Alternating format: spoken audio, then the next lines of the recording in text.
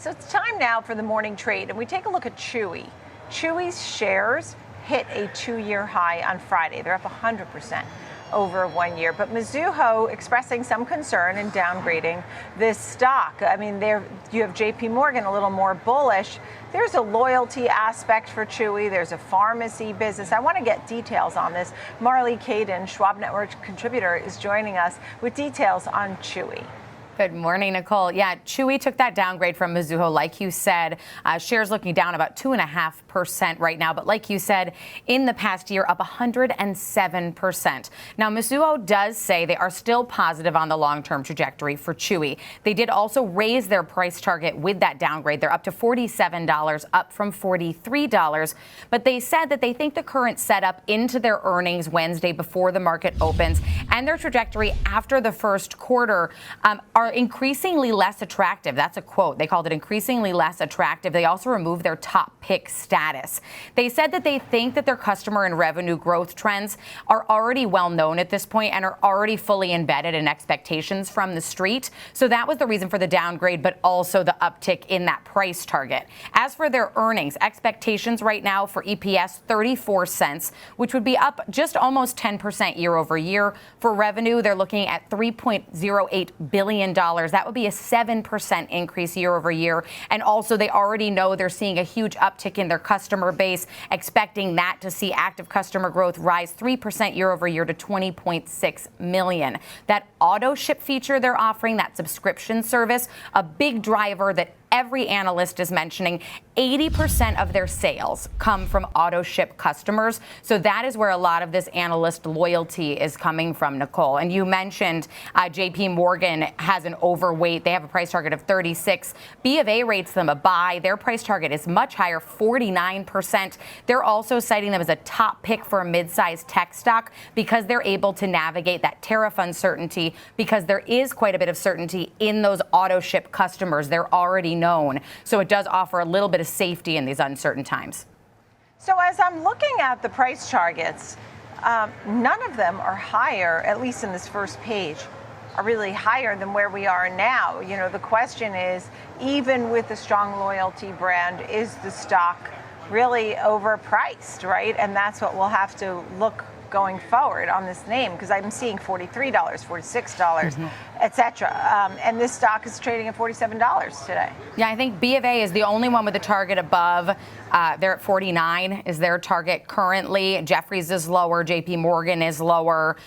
Most of them seem to think that this profitability growth story is positive and the long-term outlook is good. I think they're just already priced in because, like you said, in the last year, up 107%. Year to date, up almost 39%, 20% just in May. So they've already seen a huge growth trajectory. The question is, can they maintain it? And thank you for that. Appreciate a good look there at Chewy. All right, I get my food from Chewy. I think a lot of folks during COVID got turned on to Chewy. And one of the big, beautiful aspects of Chewy is when you call, a regular person answers the phone. And they send a Christmas card every year. Oh, yeah, and the Christmas card. Yes. Okay, I don't know if I got that. Marley Kayden, thank you. Contributor, Schwab Network. Thank you. So let's go ahead and trade this stock. Charles Moon, stock strategist, Prosper Trading Academy, is taking a look at this name. Look, there's no doubt they have a great loyalty base, great sales. They have a somewhat of a moat with ordering your food and the pharma business too. It's $1 billion business. How do you feel about a name that is already up over 100% in 1 year? How would you give out an example trade? Well, you know, it's not too surprising in this type of environment where the markets have bounced off the lows. I'm one of those loyalty clients.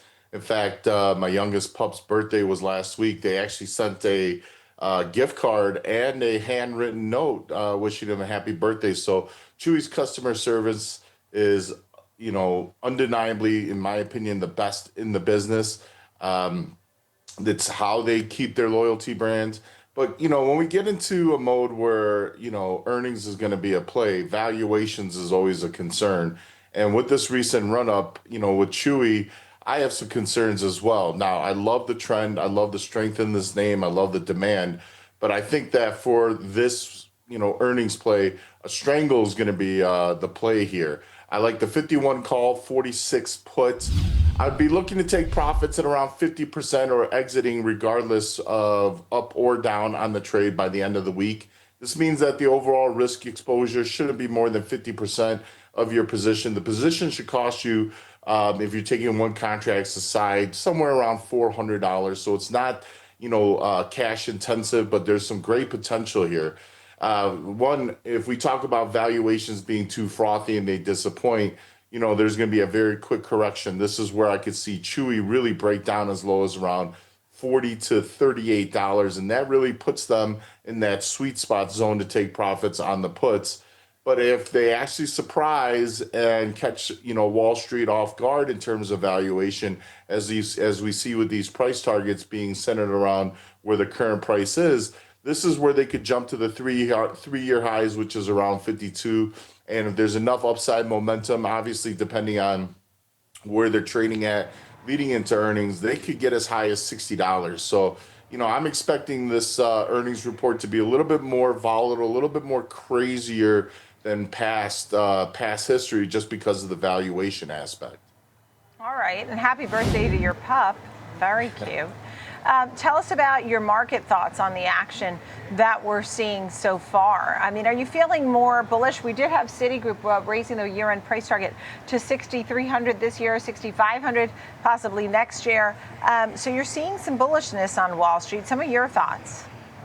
Yeah, this is, again, history has a tendency of repeating itself. And this is similar to what we saw in 2018, where there's a lot of early volatility. Then talks started happening in terms of, U.S. and China.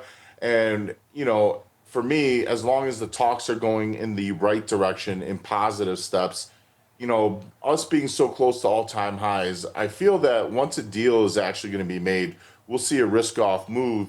But ultimately, that really clears the way for the markets to kind of, put the trade concerns past us, because a lot of the tariffs in relation to tariff concerns is also inflationary concerns. And if we see the inflation metrics continue to work lower, like the Fed is suspecting, and then, of course, the trade talks, result in positive outcomes, I don't see any reason why we can't, push beyond these all-time highs and continue up. This market in a very bullish state, very, very, loaded in terms of demand for certain aspects. We haven't seen the semis, in terms of broadly recovering across the board. That's one of the catalysts that could really help push us off to new all-time highs. The risk on investing and trading into that semiconductor sector. We've seen cloud and cybersecurity hold up well. They're going to be very attractive to traders that are looking for strength in a strong market as well. And for me, when it comes to tech, they've been the leader. They're the drivers of this market.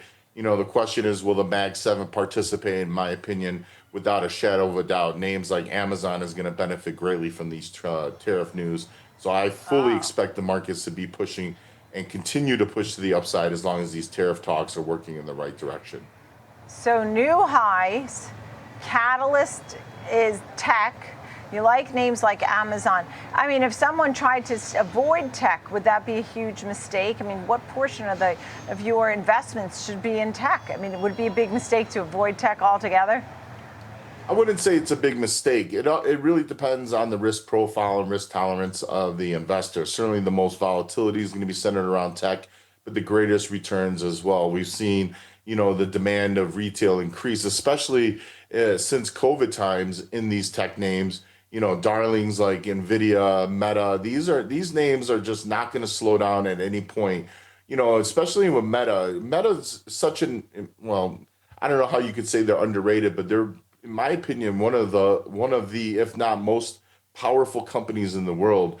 We're talking about a company that controls communication. We're talking about a company that has somewhere around a third, if not more, of the world's population as clients. And their revenue continues to increase. And even though the expenditures are going up, Wall Street this time isn't punishing them around. They believe that their expenditures could really install a new growth cycle. And anytime these tech companies, introduce any aspect of growth, it just immediately becomes a catalyst for a buy for these names. So Meta, Amazon, Apple, Google, I don't see these stocks, Microsoft, I don't see them retracting anytime soon in terms of growth.